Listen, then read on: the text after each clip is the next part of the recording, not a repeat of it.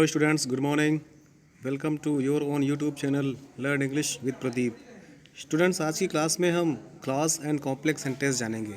Clause क्या होता है और कॉम्प्लेक्स सेंटेंस क्या होते हैं और इसे कैसे हम लोग हिंदी से इंग्लिश में ट्रांसलेट करते हैं, आज इसका अध्ययन हम लोग इस क्लास में करेंगे। तो जानते हैं क्लॉज क्या होता है।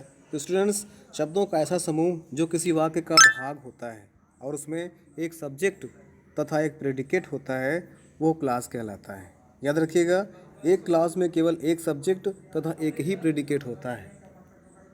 कंपाउंड सेंटेंस की तथा कॉम्प्लेक्स सेंटेंस की हम चर्चा कर लें तो कॉम्प्लेक्स सेंटेंस वे सेंटेंस होते हैं जिनमें एक प्रिंसिपल क्लॉज तथा एक या एक से अधिक सबऑर्डिनेट या आश्रित उपवाक्य हो सकते हैं।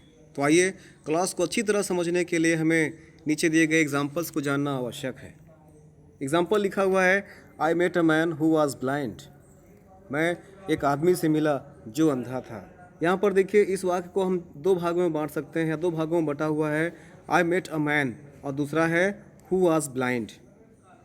लेकिन हम चाहें तो सोचें अगर हम लोग कि इन दोनों सेंटेंसेस को यहाँ पर फुल स्टॉप लगा दें और यहाँ पर फुल स्टॉप लगा दें। आई मेट अ मैन, ये तो भाव स्पष्ट दे रहा है, लेकिन हु वाज ब्लाइंड, जो अंधा था, ये भाव स्पष्ट नहीं दे रहा है। अर्थात ये वाला तो कंप्लीट सेंटेंस है, फुल सेंटेंस है, लेकिन जो दूसरा वाला है हु वाज ब्लाइंड, ये इनकम्प्लीट है, अर्थात यह पहले वाले सेंटेंस पर आश्रित है। तो इस पहले वाले सेंटेंस को हम लोग प्रिंसिपल क्लॉज कहते हैं और दूसरे वाले को हम लोग सबऑर्डिनेट क्लॉज कहते हैं, अर्थात आश्रित उपवाक्य कहते हैं। तो इस प्रकार से कॉम्प्लेक्स सेंटेंस को दो भागों में बांट सकते हैं, प्रिंसिपल क्लॉज और सबऑर्डिनेट क्लॉज। मैं इसको डिटेल में समझाऊंगा आपको, लेकिन यहाँ पर थोड़ा सा ये जानना ज़रूरी है। हम देख रहे हैं कि प्रत्येक शब्द समूह में एक सब्जेक्ट और एक फाइनाइट वर्ब है। यहाँ पर देखिए, ये सब्जेक्ट हो रहा है और ये प्रेडिकेट है, इसका अपने एक फाइनाइट वर्ब होता है। उसी प्रकार से हु वाज ब्लाइंड, यहाँ पर देखिए हु यहाँ पर सब्जेक्ट का कार्य कर रहा है और यहाँ पर वाज और ब्लाइंड हमारा प्रेडिकेट है,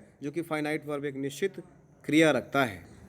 और इतना होने पर भी इस वाक्य को हम लोग पूर्ण रूप से फुल स्टॉप लगा करके, अर्थात पूर्ण रूप से इसको लिख नहीं सकते हैं। अर्थात प्रिंसिपल क्लॉज पूर्ण तो होता है, सबऑर्डिनेट क्लॉज अपने भाव को स्पष्ट कर रहे होते हैं, लेकिन यह वाक्य पूर्ण रूप से पूर्ण नहीं होता है, अर्थात एक कंप्लीट सेंटेंस नहीं होता है। जैसे इसमें नोट में दिया भी गया है कि परंतु इसके बावजूद भी हम अभीष्ट वाक्य को इस प्रकार से नहीं लिख सकते हैं। कैसे? जैसे I met a man who was blind, दोनों को हम अलग अलग सेंटेंस के रूप में नहीं लिख सकते हैं, दोनों एक दूसरे पर आश्रित, अर्थात पहला वाला तो कंप्लीट, लेकिन दूसरा वाला हु वाज ब्लाइंड पहले वाले सेंटेंस अर्थात प्रिंसिपल क्लॉज पर आश्रित होता है। अतः ये स्पष्ट समूह अलग अलग वाक्य नहीं है, ये एक ही वाक्य के पार्ट हैं।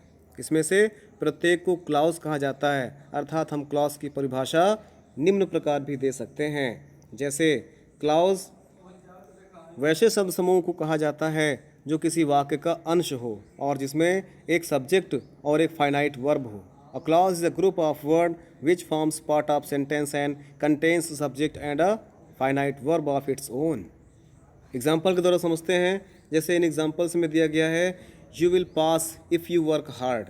इसमें डिवाइड करके देखते हैं हम लोग प्रिंसिपल क्लास को और सबऑर्डिनेट क्लास को अलग अलग करके देखते हैं। जैसे लिखा हुआ है, you will pass if you work hard, आप पास हो जाओगे अगर आप कठिन मेहनत करो। तो यहाँ पर देखिए, यू विल पास ये अलग है, इफ़ यू वर्क हार्ड अगर आप कठिन मेहनत करो।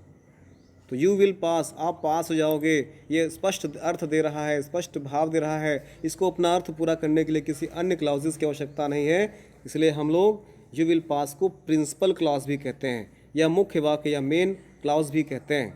इसी के स्थान पर इफ़ यू वर्क हार्ड, ये पहले वाले सेंटेंस अर्थात पहले वाले क्लॉज अर्थात प्रिंसिपल क्लॉज पर आश्रित है, इसलिए इफ़ यू वर्क हार्ड को आश्रित उपवाक्य या सबऑर्डिनेट क्लॉज भी कहते हैं। यहाँ पर देखिए, यू विल पास और इफ़ यू वर्क हार्ड दोनों को हमने अलग अलग कर दिया। इसी प्रकार से दूसरा एग्जांपल देखिए, if you comes to me I shall help you, अगर तुम मेरे पास आते हो तो मैं तुम्हारी हेल्प करूँगा। If you comes to me, अगर मेरे पास आते हो, आई शैल हेल्प यू, मैं तुम्हारी हेल्प करूँगा। यहाँ पर आई शैल हेल्प यू ये मेन वर्ब है, प्रिंसिपल मेन क्लॉज है, प्रिंसिपल क्लॉज है। If you comes to me, अगर आप मेरे पास आते हो, ये वाला हमारा सबऑर्डिनेट, अर्थात अगर इफ़ लगा हुआ है, अगर कोई कंजंक्शन लगे हुए हैं, तो इससे हम लोग समझ जाते हैं कि वो हमारा आश्रित उपवाक्य होता है, जो कि प्रिंसिपल क्लॉज पर आश्रित होता है। सी नंबर के एग्जाम्पल देखते हैं। जैसे ये कहता है he was absent because he was ill. He was absent ये पहला पार्ट हो गया और बिकॉज ही वॉज इल ये दूसरा पार्ट हो गया। तो इसमें स्पष्ट है कि ही वॉज इल ये प्रिंसिपल क्लॉज है और because he was ill, he was absent because he was ill, ये बिकॉज ही वॉज इल हमारा सबऑर्डिनेट क्लॉज होगा। उसी प्रकार नेक्स्ट एग्जाम्पल जैसे है she wept when she heard the news, वह रोई जब उसने समाचार सुना। She wept when she heard the news, वह रोई जब उसने समाचार पत्र सुना।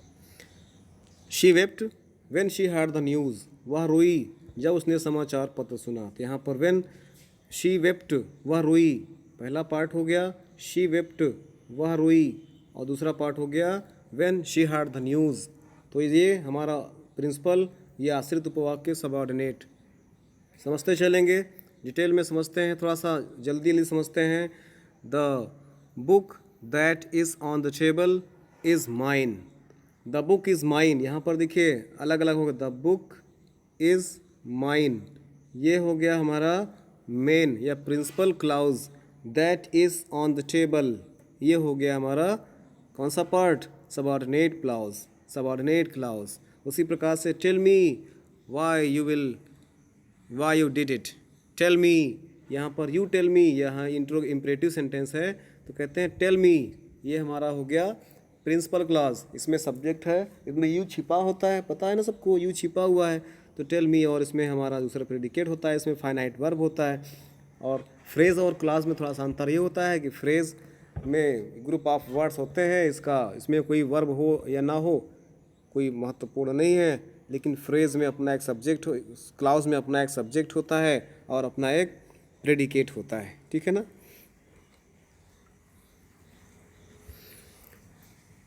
तो ये हो गया हमारा why you will did, Y you did it, तुमने क्यों किया, ये हमारा हो गया सबऑर्डिनेट आश्रित उपवाक्य। इसी को समझते चलेंगे। जैसे नेक्स्ट वाला एग्जांपल हमारा कहता है ही इज़ बेटर देन राम, वह राम से अच्छा है।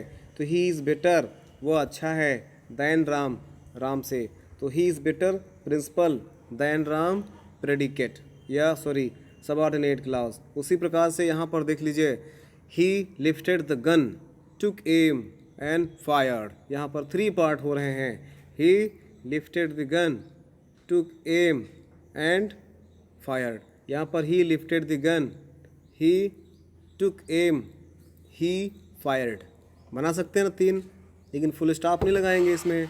तो इस प्रकार से ही लिफ्टेड द गन ये हमारा हो गया प्रिंसिपल। और मैंने कहा था ना एक से अधिक सबऑर्डिनेट क्लॉज हो सकते हैं, तो ये दोनों हमारे हो गए सबऑर्डिनेट क्लॉजेस। उसी प्रकार से और एग्जांपल देख लेते हैं। He was played and she was dancing, he was playing, she was dancing, यहाँ पर देखिए he was playing, she was dancing, and के साथ जुड़ा हुआ है। इनमें से किसी एक को आप प्रिंसिपल क्लॉज मान सकते हैं। She was dancing, he was playing, किसी एक को मान सकते हैं, किसी एक को सबऑर्डिनेट मान सकते हैं। नेक्स्ट नंबर देखते हैं। जैसे he writes as fast as possible, he writes फिर क्या है, ये पार्ट हो गया ही राइट्स, फिर एज फास्ट एज पॉसिबल ये हो गया हमारा सबऑर्डिनेट या आश्रित। उसी प्रकार से के नंबर में देख लेते हैं। के नंबर में है दो badly defeated he did not leave the field, बुरी तरह हारने के बाद भी उसने मैदान नहीं छोड़ा। Though he was badly defeated principal clause, he did not leave the field ये प्रिंसिपल क्लॉज हो गया। He did not leave the field ये प्रिंसिपल क्लॉज हो गया। और दो ही वॉज बैडली डिफीटेड ये हो गया हमारा सबऑर्डिनेट क्लॉज। जहाँ पर कंजंक्शन लगा होगा वो एक प्रकार से हमारा सबऑर्डिनेट हो जाता है। और देख लेते हैं इसी प्रकार से, ध्यान से समझना है। जैसे लिखा है he as well as I is to blame, he as well as I वह, और जैसे कि मैं भी इज़ ब्लेम्ड दोषी हैं, दोषी करार दिए गए हैं, तो जाएगा he is to blame, I am to blame. ये दोनों हमारे एक प्रकार से कंप्लीट हैं, लेकिन इसमें से एक को एज लगा कर जुड़ा हुआ है तो एक को हम आश्रित मान सकते हैं।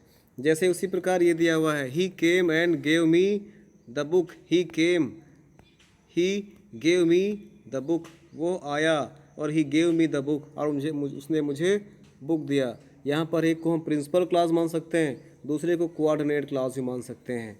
जहाँ पर भी सबऑर्डिनेट नहीं हो रहे हैं उनको हम कोऑर्डिनेट मान सकते हैं, अर्थात वो भी प्रिंसिपल क्लास की तरह ही होते हैं। जैसे पिछले एग्जाम्पल्स में भी था कुछ, जहाँ पर आश्रित ना होकर के अपना भाव खुद ही स्पष्ट कर रहे होते हैं, उन्हें हम लोग कोऑर्डिनेट क्लास के अंतर्गत रखते हैं। ठीक है ना। जैसे यहाँ पर ले लीजिए, he came and gave me the book, यहाँ पर एंड से जुड़ा हुआ है, यहाँ पर एस से जुड़ा हुआ है, तो ये हमारे कोऑर्डिनेट बनाने के लिए यूज़ कर सकते हैं उसको।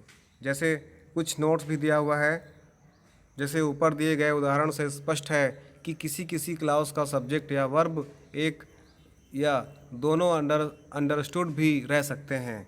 जहाँ पर इम्परेटिव सेंटेंस आएगा वहाँ पर ज़्यादातर में यू तो होता नहीं, यू शब्द होता है इम्परेटिव सेंटेंस सब्जेक्ट के लिए, तो अक्सर छिपा रहता है, अर्थात अंडरस्टूड होता है।